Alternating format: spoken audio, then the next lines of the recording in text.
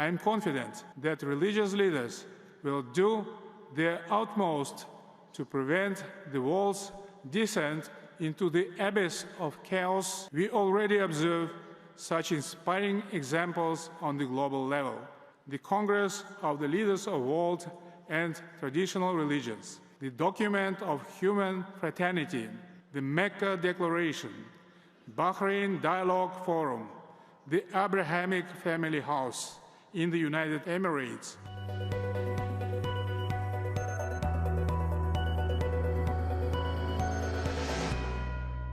Kazakhstan is considered one of the most fitting places to bring together religious leaders. It's a country where more than 100 ethnic groups and 18 religious denominations have coexisted peacefully, a harmony that has been a point of pride since the country's independence. The 8th Congress of Leaders of World and Traditional Religions is taking place at two iconic venues in Kazakhstan's capital, Astana.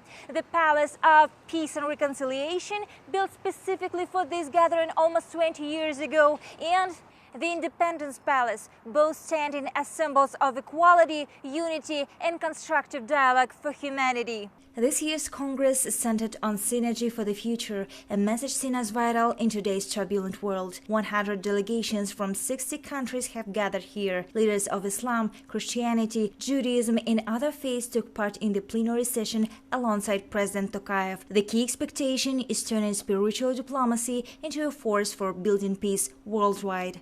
It is very important to find new ways, new mechanisms to mitigate problems in the world. Kazakhstan considers that spiritual diplomacy could be an effective instrument in this context because spiritual diplomacy has huge potential. 80% of world's population identify themselves with a religion or religious organization. Global conflicts surfaced at the Congress, shifting the tone of discussion. Against the backdrop of the UN's recognition of Israel's actions in Gaza as genocide, the voices of Judaic organizations stood out. Israel's chief Ashkenazi rabbi, Kalman Meir-Ber, recalled October 7, 2023, urging fellow leaders to call for the release of hostages. These appeals also raised a larger question: how to channel grief into dialogue. لقد أثبتت التجارب أن للقادة الروحيين أثراً مهماً في الدور الاستراتيجي للحضور الديني أو ما يسمى بالدبلوماسية الدينية الروحية الخلاقة، وذلك عبر الحوار والوساطة والمصالحة في إطارها المتاح دينياً وروحياً. For the first time, the UN Alliance of Civilizations held a session at the Congress on protecting religious sites. With threats growing in conflict zones, the alliance is mapping places of worship worldwide. Kazakhstan itself is home to many, including the mausoleum of Hoja Ahmed Yasawi, a UNESCO World Heritage Site, and Beketata in Mangistau. While in war-torn regions, such heritage remains at risk. Unfortunately, in the war, you know that where is war, there's destruction.